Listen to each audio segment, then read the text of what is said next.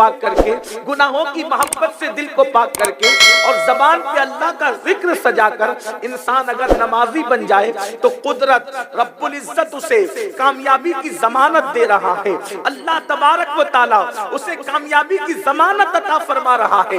آج قوم مسلم جو در در کی بھکاری بنی ہوئی ہے، آج قوم مسلم جو ذلت و رسوائی میں ڈوبی ہوئی ہے، آج قوم مسلم جو بے چینی اور بے قراری کا شکار ہے، آج قوم مسلم جو سسک رہی ہے، اللہ اکبر، اس کی سب سے بڑی وجہ یہ ہے کہ مسلمانوں نے اللہ کے گھر کو آباد کرنا چھوڑ دیا، خدا کے گھروں کو ویران کر دیا۔ اللہ اکبر۔ آج لوگ کہتے ہیں مولانا ہمارے گھروں پر بلڈوزر کیوں چل رہا ہے؟ میں کہتا ہوں جو ظلم کر رہے ہیں خدا ان کے گھروں کو بھی سلامت نہ رکھے گا، مگر اچھی طرح یاد رکھنا، میں آپ سے پوچھنا چاہتا ہوں اپنے گھر اجڑے تو تمہیں اتنی تکلیف ہو رہی ہے، تم نے برسوں سے خدا کے گھر کو اجاڑا ہے، خدا کے گھر کو ویران کر دیا ہے۔ مسلمانوں یاد رکھو، اگر قوم مسلم اللہ کے گھر کو سجدوں سے آباد کرتی تو کسی ماں نے ایسا لال پیدا نہ کیا جو تمہارے گھروں کو اجاڑ سکتا ہو۔ میرے آقا صلی اللہ علیہ وآلہ وسلم کے دیوانوں، کیا سمجھتے ہو؟ اچھی طرح یاد رکھو، اس طرح کا ایک نہیں بلکہ ہزاروں جلسے سجا لو، تمہیں کامیابی نہیں مل سکتی۔ اللہ اکبر۔ کامیابی ملے گی تو خدا کے گھر کو سجانے کی وجہ سے، خدا کے گھر کو آباد کرنے کی وجہ سے۔ جلسے کرنا کامیابی کی ضمانت نہیں جب تک عمل کے میدان میں قدم نہ رکھو گے۔ اس کی وجہ یہ ہے مسلمانوں اچھی طرح یاد رکھو، جب رات کی تاریکی میں، اللہ اکبر، مسجدوں پر جب رات کی تاریکی چھاتی ہے، جب رات کا وقت آتا ہے، رات کا سناٹا چھاتا ہے، اور اس مسجد کے اندر اس محلے کے نوجوان نماز پڑھنے کے لیے نہیں آتے، اس مسجد کو آباد کرنے کے لیے نہیں آتے، تو رات کے سناٹے میں مسجد اللہ کی بارگاہ میں عرض کرتی ہے، مولا جن لوگوں نے مجھے ویران کر دیا تو ان کے گھروں کو ویران کر دے۔ اللہ اکبر۔ مجھے بتاؤ، جس قوم کی تباہی کے لیے مسجد اللہ کی بارگاہ میں عرضی کر رہی ہو، وہ قوم تباہ نہ ہوگی تو کون سی قوم تباہ ہوگی؟ وہ قوم برباد نہ ہوگی تو کون سی قوم برباد ہوگی؟ بڑی معذرت کے ساتھ میری قوم جلسہ سننے کے لیے تو ہزاروں کی تعداد میں جمع ہوتی ہے، مگر عمل کرنے کے لیے آخر ہماری تعداد کتنی ہے؟ میں آپ سے پوچھنا چاہتا ہوں، جتنی بڑی تعداد جلسے میں موجود ہے، اگر اتنی تعداد مسجد میں فجر کی نماز میں پہنچنے لگے تو قوم مسلم کو کامیابی سے کوئی روک نہیں سکتا، کامرانی سے کوئی روک نہیں سکتا۔ میرے پیارے آقا صلی اللہ علیہ وسلم کے پیارے دیوانوں، اللہ کے حبیب، غیب داں نبی، شفیع المذنبین، رحمت للعالمین صلی اللہ علیہ وآلہ وسلم حضرت سیدنا ابو ہریرہ سے فرماتے ہیں، اے ابو ہریرہ، تو بے نمازی کے بازو میں بھی نہ بیٹھا کرو، تم بے نمازی کے قریب بھی نہ بیٹھا کرو۔ فقیہ ابو اللہ سمرقندی اپنی کتاب میں لکھ رہے ہیں، آپ کیا سمجھتے ہو؟ اللہ اکبر۔ یہ تصور کرتے ہو کہ نماز کو ترک کر کے رسول اللہ کے محبوب بن جاؤ گے، حضور کے مقبول بن جاؤ گے، حضور کے عاشق بن جاؤ گے؟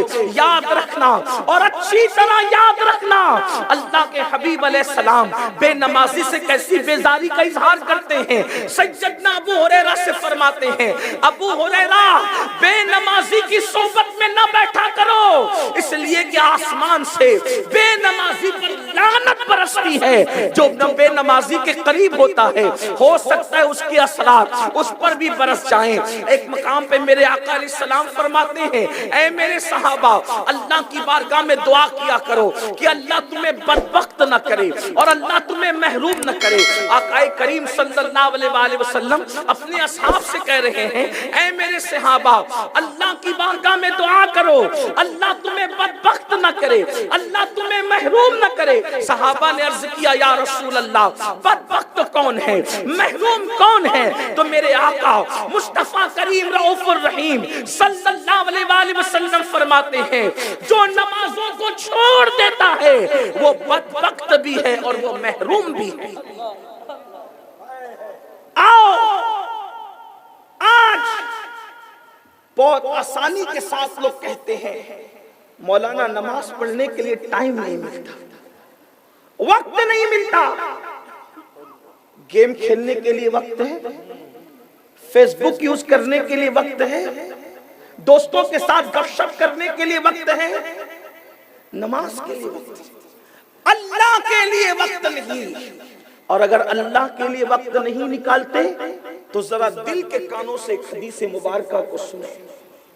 اس حدیث کو بھی حضرت علامہ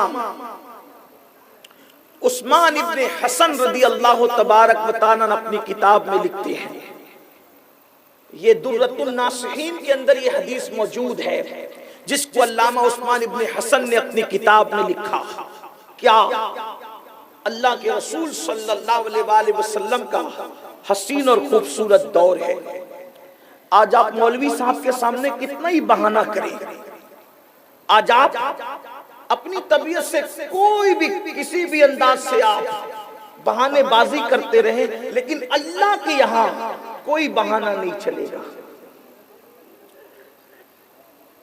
عثمان ابن حسن لکھتے ہیں اللہ کے رسول صلی اللہ علیہ وآلہ وسلم کا ظاہری دور ہے، حضور اکرم صلی اللہ علیہ وآلہ وسلم اپنے اصحاب کے درمیان موجود ہیں۔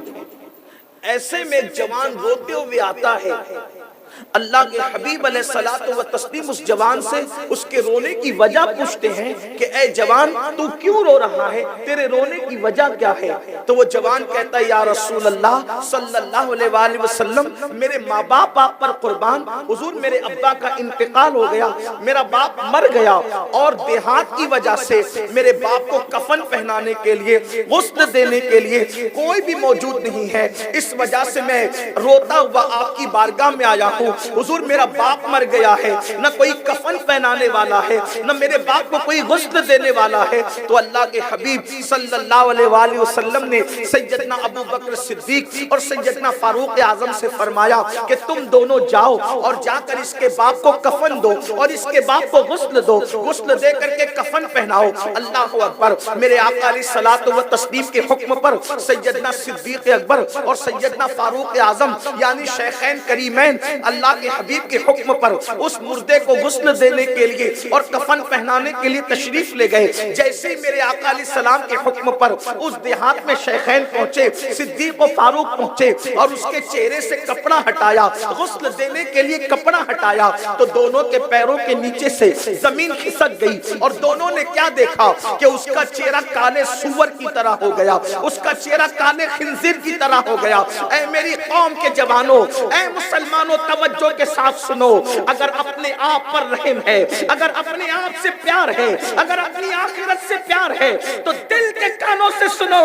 صدیق اکبر، فاروق اعظم اس میت کو غسل دینے کے لیے اللہ کے نبی صلی اللہ علیہ وآلہ وسلم کے حکم پر پہنچے اور جیسے اس کے چہرے سے کپڑا ہٹایا تو دیکھا اس کا منہ کالے سور کی طرح، کالے خنزیر کی طرح ہو گیا۔ اللہ اکبر۔ جب دونوں رو پڑے اور ایک شخص کو بھیجا کہ جاؤ اور جا کر اللہ کے رسول علیہ السلام سے سارا ماجرا عرض کرو، حضور ہم اس کو کیسے غسل دیں، اس کو کیسے کفن پہنائیں، اس لیے کہ اس کا چہرہ تو کالے سور کی طرح ہو گیا، کالے خنزیر کی طرح ہو گیا۔ وہ جوان میرے آقا کی بارگاہ میں آ کر سارا ماجرا عرض کرتا ہے۔ اللہ کے رسول غیب کا نبی صلی اللہ علیہ وآلہ وسلم وہاں تشریف لے جاتے ہیں اور جب اس کے چہرے کو میرے آقا نے کالے خنزیر کی طرح دیکھا، حضور کی آنکھوں میں آنسو تھے۔ اللہ کے نبی نے ہاتھ اٹھائے اور ہاتھ اٹھا کر عرض کیا مولا اس کے چہرے کو بہتر کر دے، اس کے چہرے کو درست کر دے۔ اللہ اکبر۔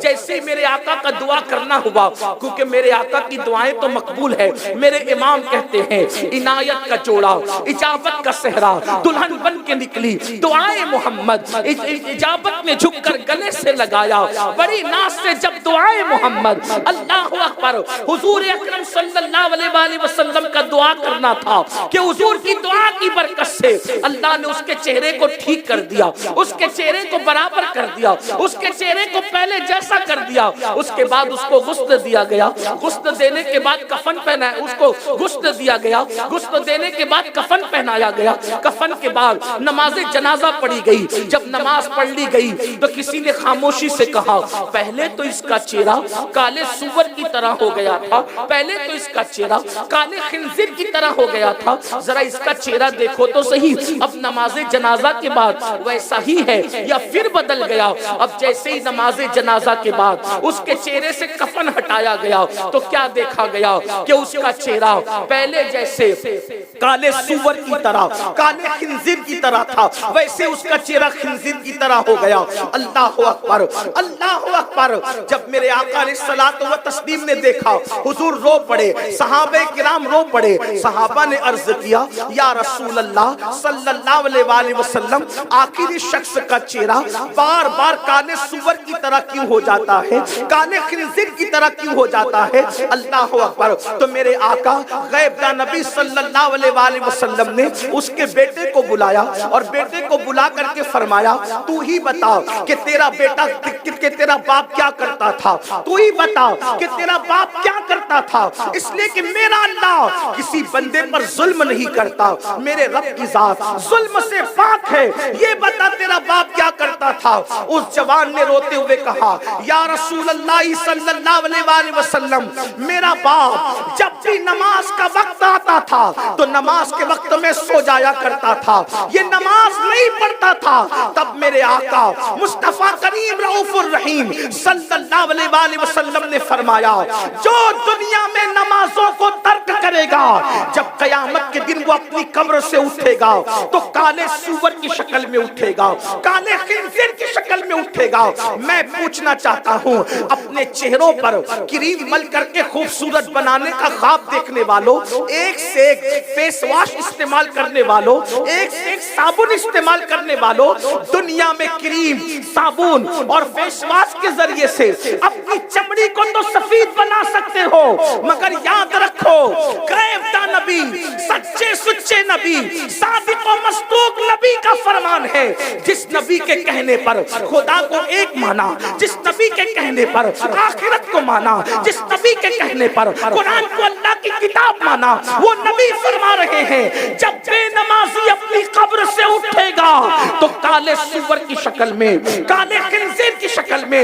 میں تم سے پوچھنا چاہتا ہوں میری قوم کے جوانوں، اگر چہرے پہ پھنسی نکل آئے تو تم کالج جانا چھوڑ دیتے ہو، چہرے پہ پھنسی نکل آئے دوستوں کی محفل میں جانا چھوڑ دیتے ہو، چہرے پہ پھنسی نکل آئے شادی بیاہ میں شرکت نہیں کرتے۔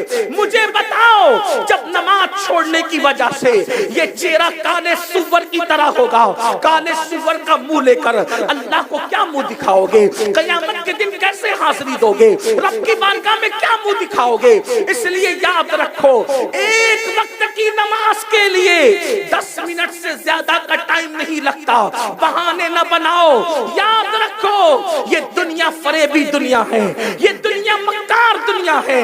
نماز کے لیے وقت نکالو۔ نماز کیا ہے؟ جس کی وجہ سے چہرہ دنیا میں بھی روشن ہوتا ہے، جنازے میں بھی روشن رہے گا، قبر میں بھی روشن رہے گا۔ نماز وہ ہے جس کی وجہ سے روزی میں برکت ہوتی ہے، نماز وہ ہے جس کی وجہ سے عمر میں برکت ہوتی ہے، نماز وہ ہے جس کی وجہ سے مصیبتیں ٹلتی ہے، نماز وہ ہے جس کی وجہ سے قسمتیں بدلتی ہے، نماز وہ ہے جب بندہ سجدہ کرتا ہے تو اللہ اور بندے کے درمیان سے جتنے پردے ہوتے ہیں سارے پردے اٹھا دیے جاتے ہیں جب تم سجدہ کرتے ہو۔ اللہ کے رسول غیب داں نبی صلی اللہ علیہ وآلہ وسلم نے فرمایا بندہ سب سے زیادہ اللہ کے قریب اس وقت ہوتا ہے جب وہ حالت سجدہ میں ہوتا ہے۔ سجدہ کرو گے تو اللہ کے قریب ہو جاؤ گے، سجدے کی حالت میں بندے کی دعائیں قبول کی جاتی ہے۔ میرے آقا صلی اللہ علیہ وآلہ وسلم کے دیوانوں یاد رکھو، آج لوگ کہتے ہیں مولانا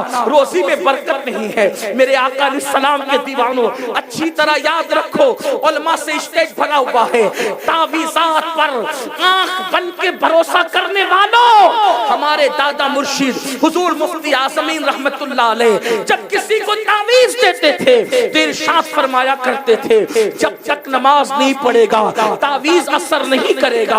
اب آپ سے پوچھنا چاہتا ہوں، نماز پوری زندگی نہ پڑھو، جمعہ کی 2 رکعت پڑھ کے مسجد سے بھاگ جاؤ، 2 رکعت نماز پڑھ کے مسجد سے ایسے بھاگتے ہو جیسے اسکول کی چھٹی ہونے پر اسکول کے بچے بے تحاشا بھاگتے ہیں۔ اللہ اکبر، فلموں میں جانے کے لیے گھنٹہ گھنٹہ پہلے حاضری دیتے ہو، گناہوں کے اڈوں پر گھنٹہ ٹائم دیتے ہو، اور مسجد کے اندر اگر امام 10 منٹ کی تقریر لمبی کر دے تو لوگ کہتے ہیں آئندہ ہفتے سے لیٹ آئیں گے، مولانا تقریر بڑی لمبی کرتے ہیں۔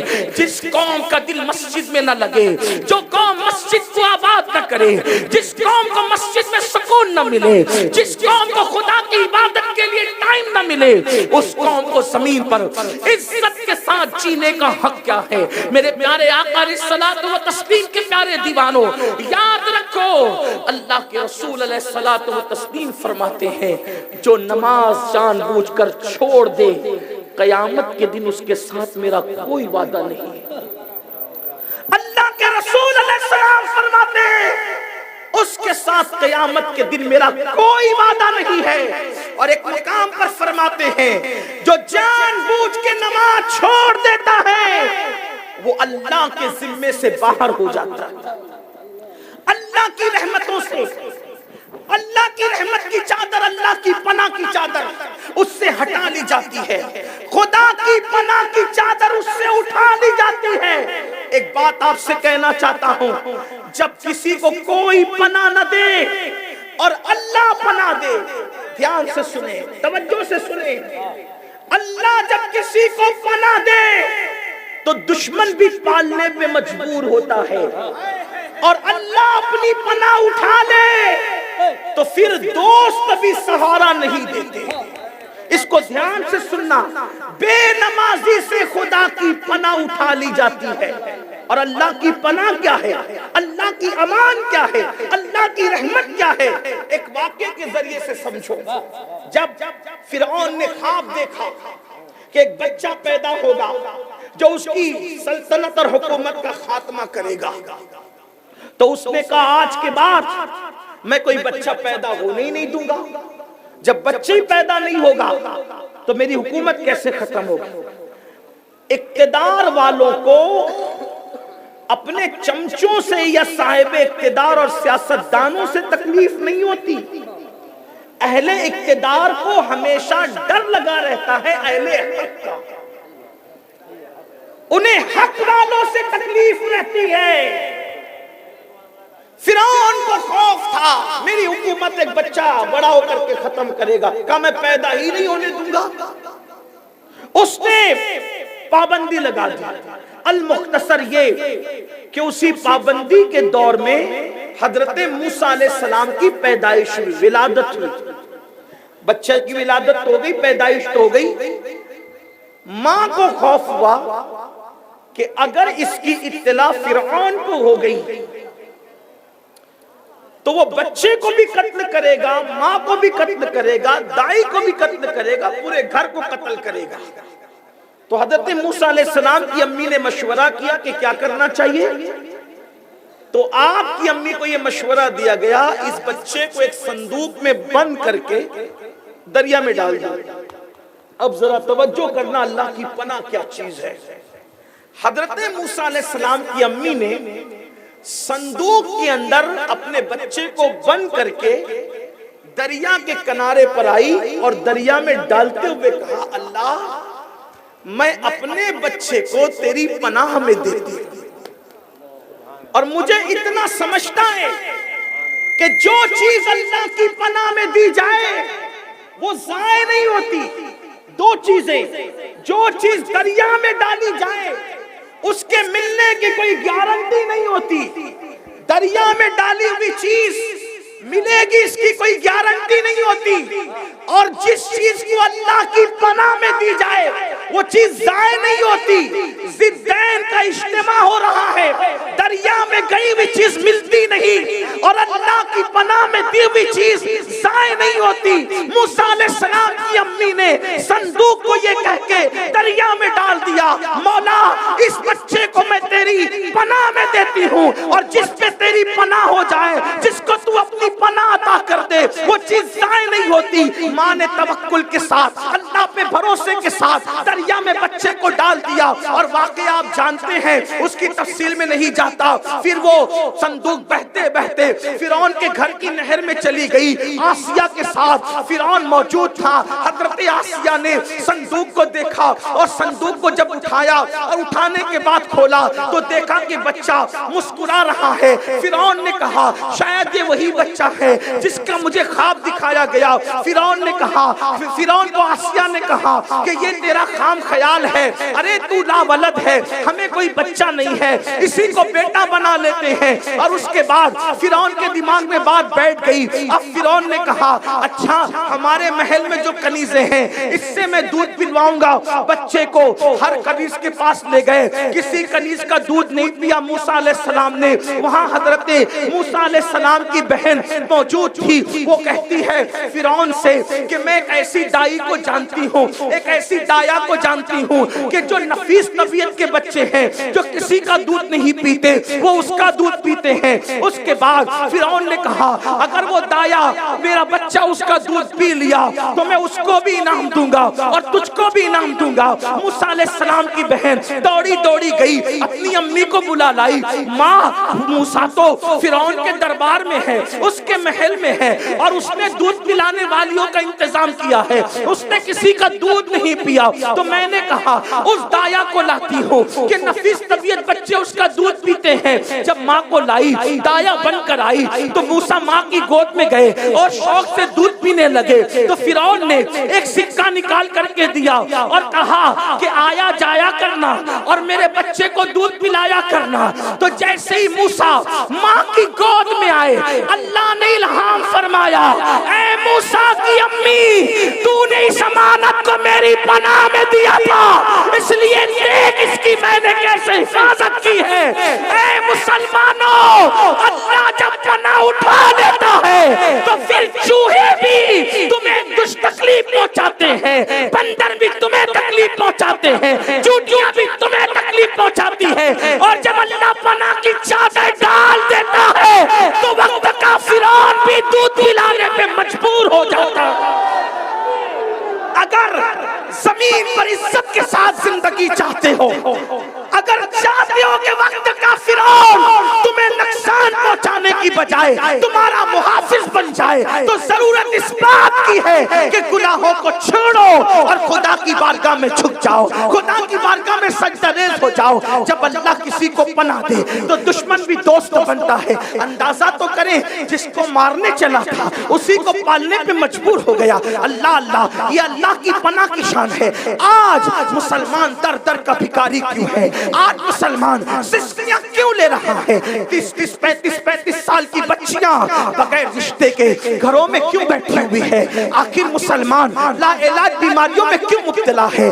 ہمارے دکھوں کی وجہ کیا؟ ہماری تکلیفوں کی وجہ کیا؟ قرآن کہتا ہے وَمَا أَصَابَكُم مِّن مُّصِيبَةٍ فَبِمَا كَسَبَتْ أَيْدِيكُمْ, کہ تم پر جو بھی مصیبت آتی ہے وہ تمہارے گناہوں کی وجہ سے ہے. اے میرے آقا علیہ السلام کے دیوانوں, مجھے بتاؤ, اللہ اکبر, کل تک حال یہ تھا کہ مسلمان بادشاہ ہونے کے بعد بھی اس کی تہجد ترک نہیں ہوتی تھی, مسلمان بادشاہ ہونے کے بعد بھی اس کی تکبیر اولیٰ ترک نہیں ہوتی تھی, مسلمان بادشاہ ہونے کے بعد بھی اس کی سنتیں غیر موقعہ ترک نہیں ہوتی تھی. آج مسلمانوں کے پاس کچھ بھی نہیں ہے, پھر بھی نمازوں سے کوسوں دور ہے. کیا ہو گیا؟ اپنی اللہ سے رشتہ اتنا کمزور کر لیا. اور سن لو, دولت کے نشے میں خدا کی عبادت کو ترک کرنے والوں, جوانی کے نشے میں خدا کی عبادت کو ترک کرنے والوں والوں ایک دن آئے گا جب جسم کا رشتہ روح سے ٹوٹ جائے گا، جس کو موت کہتے ہیں۔ موت یہ تم بائک پہ بیٹھ کر جو اتراتے ہو،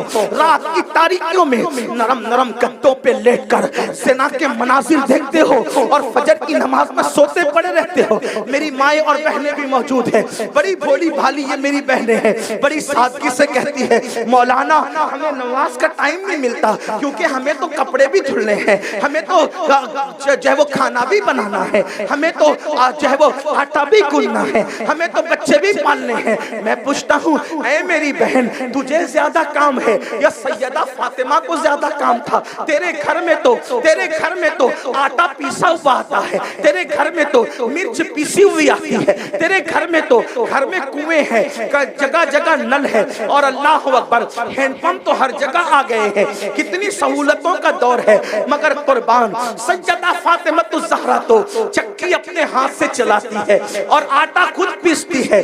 سیدہ فاطمہ تو گھر میں کوئی کنیز نہیں، گھر میں کوئی نوکر چاکر نہیں۔ مولا کائنات سیدنا علی مرتضیٰ کرم اللہ تعالی وجہ الکریم فرماتے ہیں چکی چلاتے چلاتے فاطمہ الزہرا کے ہاتھوں میں گڈھے پڑ گئے تھے اور پانی بھرتے بھرتے ان کی پیٹھ پر مشکیزے کے کالے کالے نشان پڑ گئے تھے، مگر اس کے باوجود بھی پانچ بچوں کی ماں پانچ بچوں کی پرورش کرتے ہوئے فرض تو فرض ہے، نفل نماز جب عشاء کی نماز کے بعد نماز شروع کرتی ہے تو ایک ہی سجدے میں سیدہ فاطمہ پوری رات گزار دیتی ہے، اور جب صبح ہوتی ہے تو بڑی حسرت کے ساتھ اپنا سر سجدے سے اٹھا کر سجدہ عرض کرتی مولا رات تو نے اتنی چھوٹی بنائی کہ تیرے نبی کی بیٹی فاطمہ دل کھول کے سجدہ بھی نہ کر سکی، ہائے افسوس انہیں رات چھوٹی پڑتی ہے عبادت کے لیے اور میری بہنوں کو وقت نہیں ملتا۔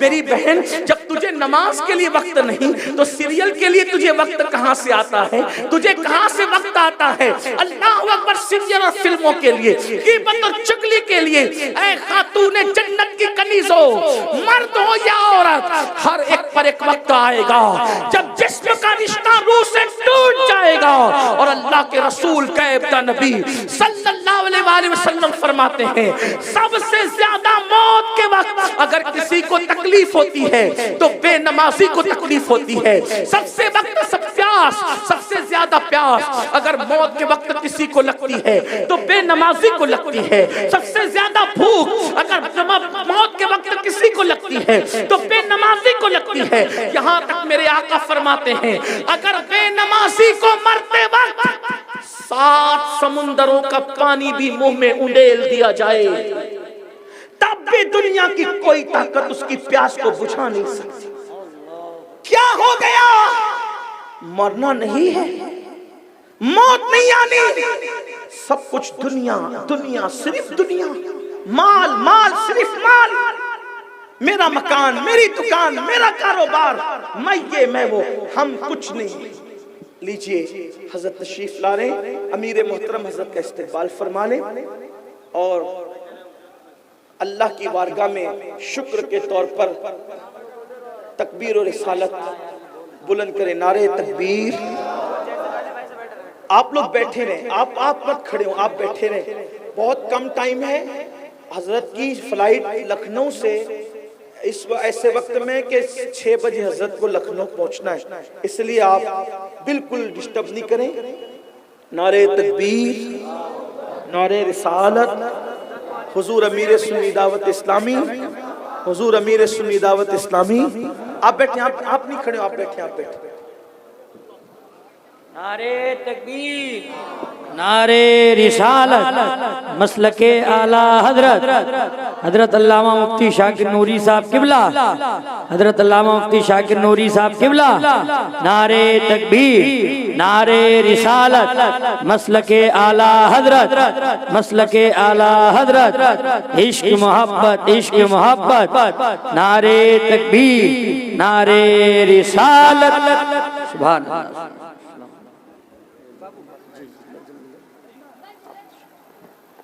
ماشاءاللہ، سبحان اللہ، سبحان اللہ۔ ایک بار سب بلند آواز سے درود شریف پڑھ لیں.